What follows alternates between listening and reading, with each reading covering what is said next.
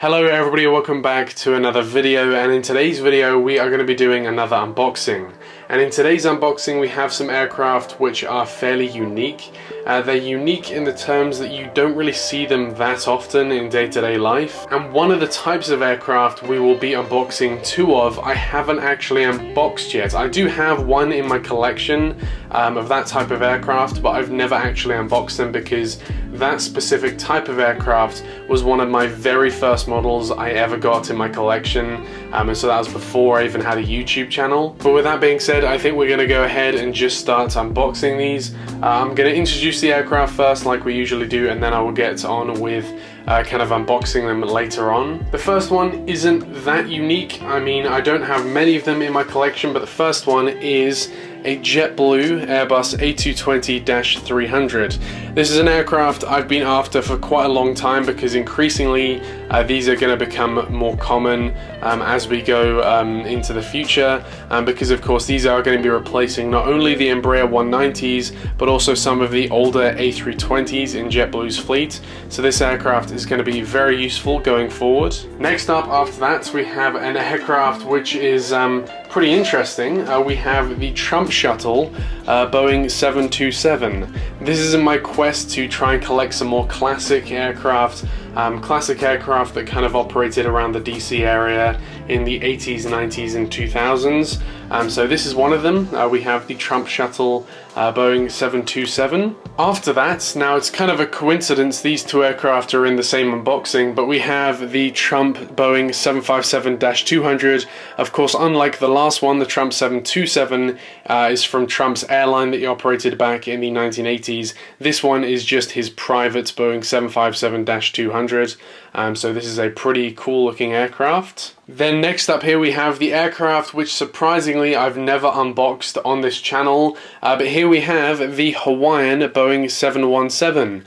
I do have a Delta 717 in my collection, but as I said, it was one of the first models I ever got, so I've never actually unboxed a 717. So this is going to be a very interesting aircraft to unbox for the first time. We have the Hawaiian 717, and then we also have the Delta 717. I decided to get another Delta 717 just because my other one is getting a little bit old. It's got some damage on it, and so I decided to get this one to replace my older Delta 717. I did that with a few of my aircraft, like for example I had my Delta MD-88.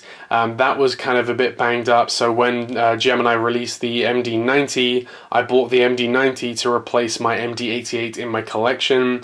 Also my CIJ-200 that I had for a long time was slightly broken, so when Gemini released a new one of those, I bought a second one of those to replace that first one, and that's what I like to do with any aircraft that are a little bit damaged, just to kind of perfect my collection. And then last but not least, we have the Southwest Airlines Boeing 737 MAX 8 in the Canyon Blue color scheme. While we do have the Canyon Blue color scheme Dash 700s and Dash 800s still floating about, for the MAX 8 this is purely a retro color scheme, like we have the retro color scheme Desert Gold 737 MAX 8. We also have now the Canyon Blue 737 MAX 8 as well, so that's going to be a really cool addition to the collection. And with that being said, I think we're just going to go ahead and start with the JetBlue Airbus A220-300. Taking it out of the cradle here, we can remove the protective plastic, and we have, I believe this is my third A220, I believe, in my collection. Actually, it's the fourth. I have the Breeze -300, the Air Canada -300, and the Delta -100. So here we have the JetBlue -300. So like I said earlier, the A220-300 for JetBlue is their newest aircraft, and this is going to be replacing not only the Embraer 190s, but also some of the older A320s. They currently have 17 of these in service with 83 on order. So this is essentially going to become the backbone of JetBlue's fleet. Washington Reagan primarily only really get the Embraer 190s and the A320s, so it's likely that in the future, what's not likely, it's pretty much definite at this point, the A220 will be the main aircraft for JetBlue flying into Washington Reagan. So that's why I was very excited when this was released. But starting off at the front here, we have that A220 nose with the sloped design there. We have the cockpit windows there. We have the little name that JetBlue love to give to all of their aircraft, and it's like a little pun. I can't really read what that says, but it'll be there. We have the L1 door there. We have the JetBlue titles. We have the JetBlue.com on the engines there. We have the really cool winglets with that kind of blue gradient design there, and then moving back we have the registration, and of course that really nice looking tail. I really like the design on the A220 tails. I don't think they're all going to be like this, because of course JetBlue love to go with different designs on a lot of their different aircraft, and apart from that it just looks like a really cool addition to the collection. Next up we have this Trump Shuttle Boeing 727. Now I didn't get this aircraft and also the Trump 757 because of Donald Trump. I got this aircraft because I really like the 727 and I want to collect more retro 727s and older aircraft like the 727. This just happens to be one of the first ones Gemini has released recently that has operated into the DC area.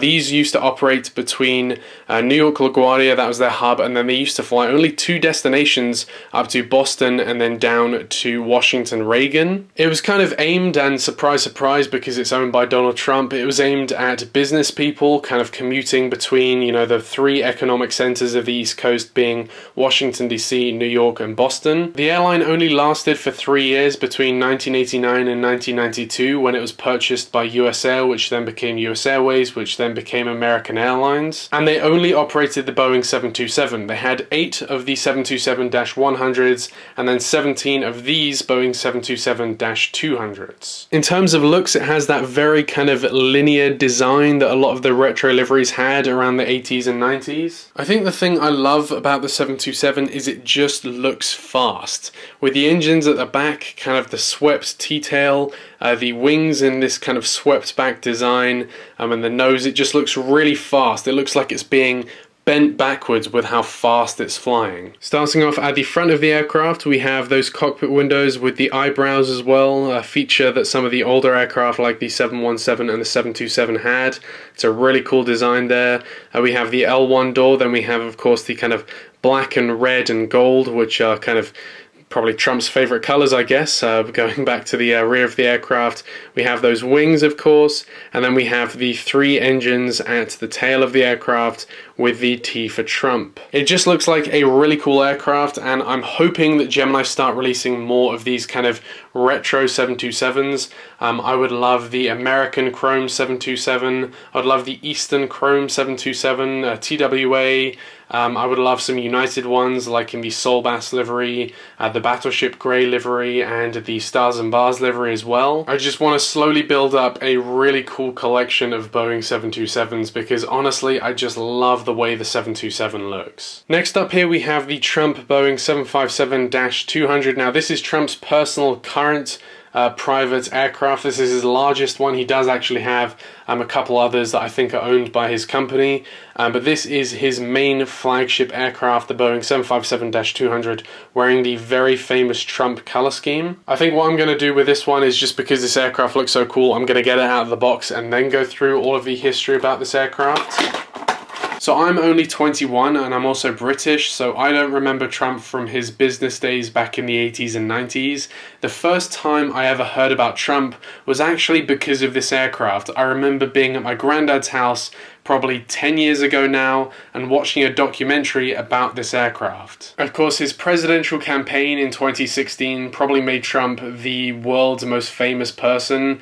I don't think there's a name that stands out in anyone's mind as much as Trump, whether that be positive or negative. But with the exception of his presidency, when he would fly Air Force One for the last decade, this aircraft has been the backbone of Trump's transport. This aircraft was built in 1991 for a Danish airline called Sterling Airlines, and they operated that from 1991 up until 1993, where it then went to fly with a Mexican low-cost carrier until 1995. In 1995, it became a corporate jet until 2011 when Trump bought it. This flew all around the US during Trump's presidential campaign in 2016, and this kind of became a symbol of Trump's campaign. But then, of course, when Trump became president, he would use Air Force One, and this was mainly used by his family and his company until 2019, when this aircraft fell into a state of disrepair at Stewart Airport in New York. Because of the state of this aircraft, when Trump came out of presidency, he then used one of his Cessna Citations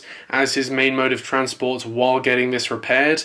In 2021, this aircraft flew down from Stewart to Lake Charles in Louisiana for a heavy maintenance overhaul, and that was when the American flag was added to the back of this aircraft. If you recall, before Trump's presidency, this aircraft had a stylized T on the back of this aircraft, but when this aircraft was overhauled, Trump decided to add an American flag to the back of this aircraft. I think it looked better with the T personally. I don't like the way the American flag kind of bends like that. I think maybe a kind of static American flag would look cool, but I just don't really think it suits the livery. I think for me, one of my favorite things about this aircraft is the livery. Of course, the top of the aircraft being black. I think any black aircraft looks really cool. I mean, you look at the Four Seasons, 757 and A321, the All Blacks New Zealand livery, that looks really cool. And I think any black livery is just generally regarded as a good looking aircraft. But then you have the golden Trump titles up here. Of course, you have the L1 and the L2 door. We have the red line going down the middle of the aircraft, and then you have the white underbelly with the white Rolls-Royce engines there, and then of course you have the rear of the aircraft with that flag. This aircraft has flown into both Washington Reagan and Andrews Air Force Base in the past, so that's kind of the main reason why I got it, so I can add it into some Washington Reagan updates. But apart from that, it just looks like a really cool aircraft. Then next up here we have the Boeing 717. This one is the Hawaiian Airlines 717, and you're probably wondering why I got this, considering I don't really collect aircraft that go to Hawaii. The reason why I got this is I love Hawaiian Airlines. I love their livery. It looks really, really cool. And at the moment I have the 787-9, the A330-200, and the A321neo. So this is the only Hawaiian aircraft I don't yet have. So now I will have every aircraft in Hawaiian's fleet. So it's kind of a completionist thing. So with that being said, we are going to unbox my first Boeing 717 since 2013, which is kind of crazy. And just like that, we have the absolutely beautiful Hawaiian Boeing 717. Look at that aircraft. And here we have the Hawaiian Boeing 717 in all of its glory. What I find really interesting about these aircraft is these aircraft are stuck in Hawaii. The 717 doesn't have the fuel capacity to make it to any other landmass, so these aircraft can't leave Hawaii. The way in which they got them to Hawaii is they added fuel tanks on the interior of the aircraft to get them, and then they removed them when in Hawaii. But these aircraft are now stuck in Hawaii, which I find kind of cool. These started flying for Hawaiian in 2001, and they only fly between 5 airports. These fly to Honolulu, which is of course their base, Kahului, Hilo, Kona, and Lihue. But taking a closer look at this aircraft now, as you can see, starting off at the front, we have the cockpit windows with, again, the eyebrows like I mentioned on the 727. These 717s also have the eyebrows, which is really cool. We then have the L1 door here, we have the Hawaiian titles, and then we have this new addition to the Hawaiian livery, which is this kind of silver lei, which is of course the necklace made out of flowers. That's a traditional kind of garment in Hawaii. And then here at the rear of the aircraft, we have of course those rear mounted engines, the T-tails, and then of course the Hawaiian woman on the tail in all of those beautiful kind of pink, orange, and purple colors. Overall, it's just such a beautiful aircraft. And yeah, I now have every aircraft in Hawaiian's fleet. And next up here we have my second Boeing 717 of today's unboxing. We have the Delta Boeing 717. Delta operates 69 of these Boeing 717s, and they are probably the largest operator in the world of the 717 now. Now, I also wanted to get my older Delta 717 in here as well, just to show you why I'm getting a new 717. This is my old one. As you can see, the forward landing gear broke a very, very long time ago now. I did try and glue it back, but of course it's not perfect. As well, kind of some of the markings, I used to be really irresponsible with how I store my models, and some of the paint markings have kind of faded. Like you can see the US flag there, it's really faded in the registration. So I really needed a new one of these. However, I did notice some kind of prominent differences between the older and the newer molds, which I will get to. But this aircraft, while not looking as good as the Hawaiian livery, still looks pretty good. And these of course fly into Washington Dulles still from Atlanta, and I believe occasionally Minneapolis as well.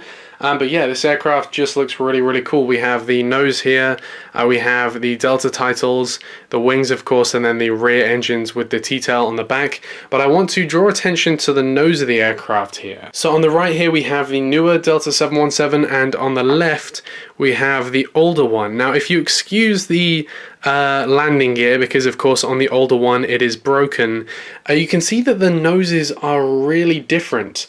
I don't have a ton of experience with 717s in real life. I have seen them. I actually saw 2 Delta 717s in Chicago this summer, but I don't have enough of an experience around the 717 to say which is more realistic. I'm drawn towards the older one. The nose on the newer one looks longer. It looks like it's got more of a bonnet or a hood. I know that's technically not what it's called. The nose, I guess, it's got a longer nose. I should have just said that. Than the older one. And I feel like the 717 in real life kind of looks more like the older mold 717 there. The other thing is, and this is probably not to do with the mold, it's to do with the real life ones, unless Gemini jets have been lazy, is what's happened to the eyebrows. Of course, the Hawaiian 717 has the eyebrows. So have Delta taken the eyebrows off the 717 now? I'm confused why this one has eyebrows, but this one doesn't. I kind of need someone in the comments who knows a lot about the Boeing 717 to kind of comment and say why this is. Have Gemini jets just been lazy, or did Hawaiian get rid of the eyebrows for some reason? I don't really know why that is, but with that, that is going to be the last time you see this old 717 in a video, because this one is now going to be relegated to my kind of like my boneyard, my model boneyard, where the aircraft go to die that are not up to standard. So that's where this aircraft is going to go, and we can kind of celebrate the new 717 that will be joining my collection. And then last but not least, for today's unboxing, we have the Southwest Airlines Boeing 737 MAX 8 in the Canyon Blue color scheme. This is going to be a fairly quick one just because Southwest, we've unboxed a lot of Southwest aircraft recently. In our last unboxing, I believe we unboxed like 4 Southwest aircraft in one video. So, I mean, you guys are probably getting tired of seeing these Southwest aircraft. But here we have the aircraft. Of course, this is a retro livery because Southwest now have all of their MAX 8s painted into the regular Heart livery now, except they have 2 retro liveries. They have this one in the Canyon Blue color scheme, and then they also have the Desert Gold color scheme MAX 8 as well, which looks really good. And this one does as well. I just don't think it looks as good as the Desert Gold livery, but of course we have that Canyon Blue color scheme. We have kind of that symbol on the front of the aircraft there. We have the L1 door, the red underbelly of the aircraft, the MAX winglets, and of course that classic Southwest tail at the back there. But honestly, apart from that, that's all I really have to say about this aircraft. And just like that, that does conclude today's unboxing, and we have unboxed some beautiful aircraft in today's unboxing. The Trump 757 just looks so good. Of course, it's nice to have another 727 in the collection. The 717s look good, especially the Hawaiian one, and honestly, these aircraft are just going to make great additions to the collection. And with that, I want to thank you very much for watching today's video, and I will see you in the next one. Bye.